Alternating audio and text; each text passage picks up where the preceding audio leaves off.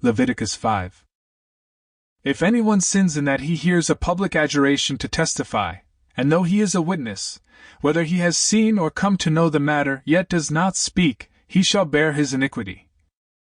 Or if anyone touches an unclean thing, whether a carcass of an unclean wild animal, or a carcass of unclean livestock, or a carcass of unclean swarming things, and it is hidden from him, and he has become unclean, and he realizes his guilt, or if he touches human uncleanness, of whatever sort the uncleanness may be with which one becomes unclean. But if he cannot afford a lamb, then he shall bring to the Lord as his compensation for the sin that he has committed 2 turtle doves or 2 pigeons, one for a sin offering and the other for a burnt offering. He shall bring them to the priest, who shall offer first the one for the sin offering. He shall wring its head from its neck but shall not sever it completely, and he shall sprinkle some of the blood of the sin offering on the side of the altar.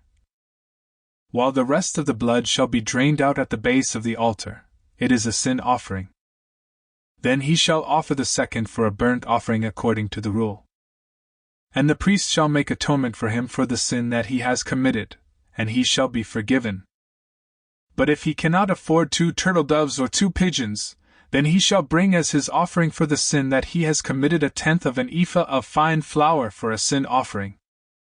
He shall put no oil on it, and shall put no frankincense on it, for it is a sin offering. And he shall bring it to the priest, and the priest shall take a handful of it as its memorial portion and burn this on the altar, on the Lord's food offerings. It is a sin offering. Thus the priest shall make atonement for him for the sin which he has committed in any one of these things, and he shall be forgiven. And the remainder shall be for the priest, as in the grain offering. The Lord spoke to Moses, saying, If anyone commits a breach of faith and sins unintentionally in any of the holy things of the Lord, he shall bring to the Lord as his compensation a ram without blemish out of the flock, valued in silver shekels, according to the shekel of the sanctuary, for a guilt offering. He shall also make restitution for what he has done amiss in the holy thing, and shall add 1/5 to it, and give it to the priest. And the priest shall make atonement for him with the ram of the guilt offering, and he shall be forgiven.